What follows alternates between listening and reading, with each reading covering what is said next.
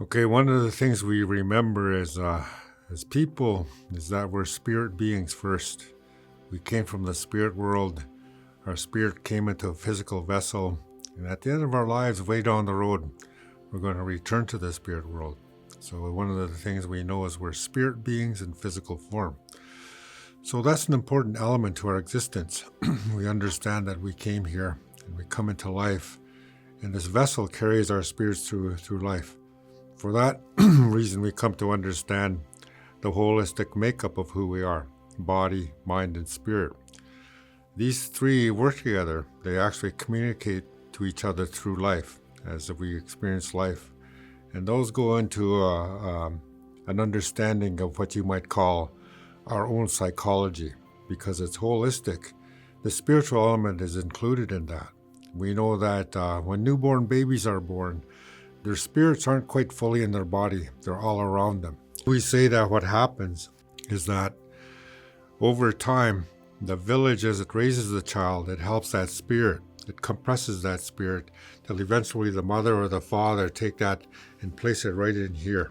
That's what we say. This is where our spirit is. And that's a testament to how much we believe in our spirituality. We say the heart moved over to give the spirit a home. So inside here is our spirit. Around our spirit is our mind. And then housing everything is our physical being.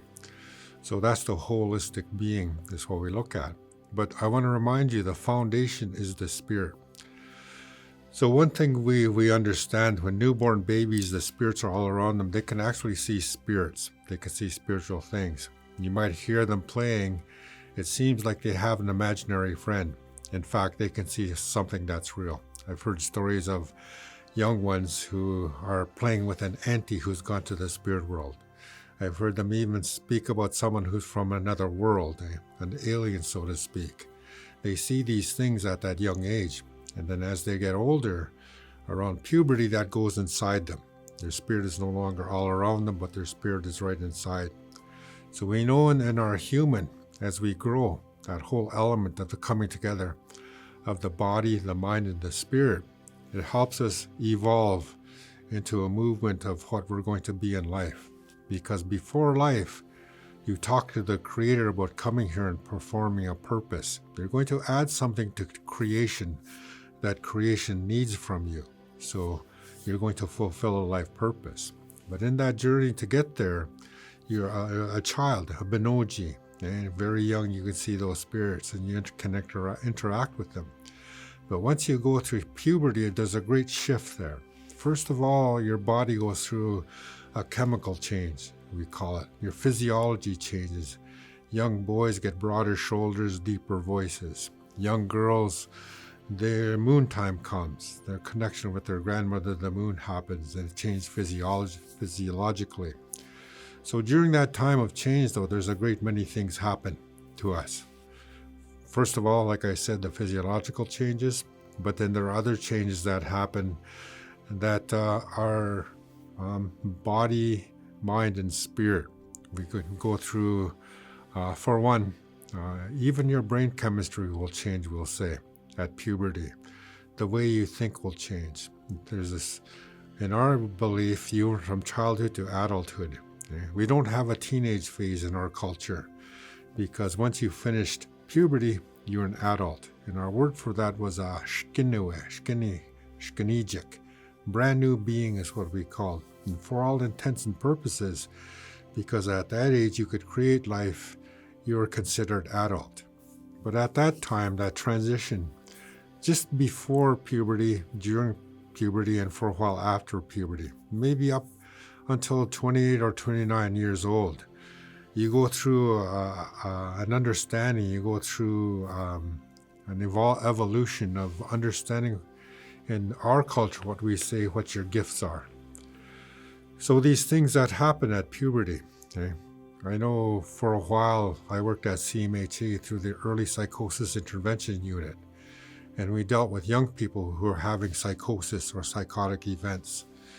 And I was fortunate that I could work there because we could integrate the spiritual side of what happens to a youth as they go through life, and working with the Indigenous young people who came through that program, we could talk a little more about spirit and spirituality, because we talk about what your spirit can do. Your spirit is connected to everything spiritually, is what we say. In this modern time, because we don't grow up with that in our culture, we lose that connection of being spiritually connected to the plants, the animals, and each other even. It's a little more become about a conversation, about speaking and hearing each other's voices.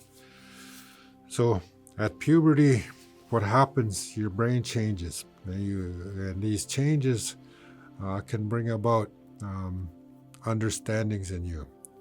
What can happen is you can hear voices. You can hear people speaking. You can hear these things. In our culture, someone would say to you, well, what are they saying? And they would listen to you tell them what these voices were saying. And then perhaps you had an auntie or an uncle who went through the same thing at that age. They'd say, oh, talk to your auntie. That happened to her. She'll tell you about her stories, and she'll tell you how she deals with it. The other thing, too, are visions. You see things. And when I was small, I saw spirits.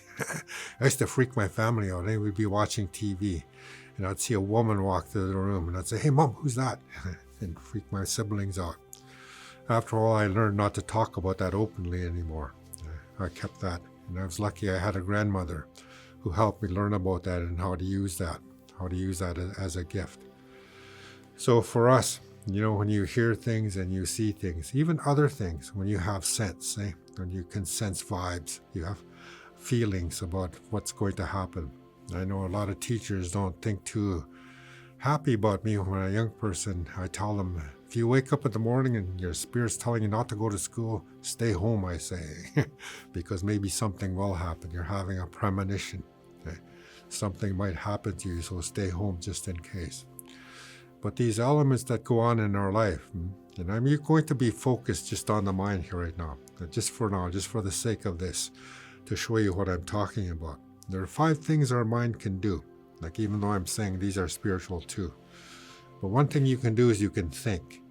You think, and that's a beautiful gift we have, our mind, as we think. The other thing, though, that can happen is we can overthink. We can think too much.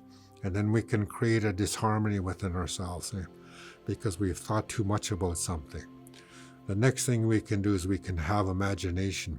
Imagination is a beautiful gift because you can foresee a beautiful outcome to something you're doing.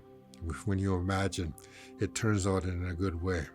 But then again, you can't spend too much time imagining because you need to step back. And you need to have movement towards that imagination. You can't be stuck in a place where you're just dreaming about something happening all the time. And then the other thing we talk about is you have perception. You can feel things. You can sense things. You can sense someone's energy coming at you. You can sense an energy in a situation. So you use that to gauge what you're going to do. But you have to be careful too. You don't become overly sensitive because you might end up just staying in your room all the time, afraid to go out and see what's happening. And then the other things that you can do in your mind is that dreaming. Dreaming is something we do when we're asleep. You can dream, and your mind is always working. Sometimes your dream is you're dreaming about something that happened during the day, and your mind is processing it while you're asleep. But then there's another aspect of dreaming that happens that sometimes we call traveling. Maybe in your dream state you can see into the spirit world. Maybe you can see on the other side of the world. Maybe you can see into the future. Maybe you can see into the past. These are elements associated with what you can do with your spirit and your mind that can help you see things in your sleep. And in the morning you wake up, with a knowledge. So the interpretation of that knowledge comes later on as you speak to someone who understands what you've experienced. The other one is visions. You're awake, you see something happening right in front of you. You have a vision. So when you see that happen, that's while you're awake. You might see into the future. You might see something happening that's not right now, but you're seeing it like it's actually right in front of you. For us, we regard that as a gift. In the mainstream, when it becomes to have like a harmful aspect to it, if it becomes what they call a delusion, To them, a vision that's delusional is harmful, because it talks about maybe you're going to hurt yourself, maybe you're going to hurt someone. Generally, and in our understanding as Anishinaabe, what happens is a trauma can make a vision become hard or bad, because you've been traumatized to interpret your vision in a negative way. So then it becomes harmful to you, is the way we look at it. So what we try to do is we try to, address all those fears that have been put into you up until the time you reach puberty, so that you can understand those 5 aspects of what your mind can do: think, imagine, perceive, dream, and vision. When you deal with yourself in a good way, and you understand that life is good, Binnoojiiyag, and that's what your spirit is looking for, is a good life. We remind you then at that age your spirit is good. Everything spiritual is good is how we look at that. So if there's been an influence on you that makes either one of these 5 capacities that you have with your mind, if it makes it appear to you in a harmful way, then we say something happened to you for you to perceive your gift in that way. So then we do a refocusing, reminding you that your spirit is good, that life is good, the thinking that you will do will be good thinking. Okay? The imagination you'll have will be good. The perceptions you have will be good. The dreams you have will be good. And the visions you have will be good. Those are things that we attempt to do as our young people go through these processes. And at one time, there was an education given to children going through puberty. It was an actual teachings given to them, so they could understand then what was happening to them, and things weren't so frightful. So the mainstream, though, because they don't have the same understanding about the spirit, about the Binnoojiiyag, about the good life, about the spirit being good, they confine their focus on the mind, and they look at brain chemistry. If someone is having delusions, they figure they take a blood test and they do a chemical test on their blood, and they may see that something is missing or something is too much. Endorphins, or those things that they call in modern science. So they give a medication to try to make an adjustment so that the delusions go away, is the way they do that. That's well and good. That's not a bad practice, but what needs to be done in concert with that is the spiritual teachings around what that youth is experiencing, the spirituality behind the vision that they're seeing, and also why does it appear bad to you. Then they can talk about why it appears bad to you, and then they can look deeper into the better meaning or the good meaning of the message they're receiving. So those are things that are important from our culture, is the education of what happens to young people as they go through puberty. And dreams and visions are important, because we talked about, we're people of prophecy. Sometimes, a bit of us goes ahead into the future and then comes back. There's elements around that are really important to convey to our young people. But one of the things we really need to reinforce, as soon as someone comes and tells you, oh, I see this, listen to them. What do you see? And then even if it has a negative perspective, allow them that story. One of the things years ago, when I first came up north, I worked in the mental health center in Penetang. One of the first things that I realized when I worked with the mainstream people there, who were talking about delusions and psychosis, they tried to diminish the value of that experience. Just maybe saying it was a bad experience, they needed to be on medication for that. But at the same time, the person experiencing it, an experience is an experience is an experience. So if a young person comes to you with a story about what they've seen, is to listen to it, give them the value of that experience, and then to go from there so they can place that experience into their life. Maybe they can understand why they're seeing it in a bad way, and they can turn it into connecting with a spiritual view that it was a good message hidden under that. So that's what we do. And that happens oftentimes with dreams too. Bad dreams.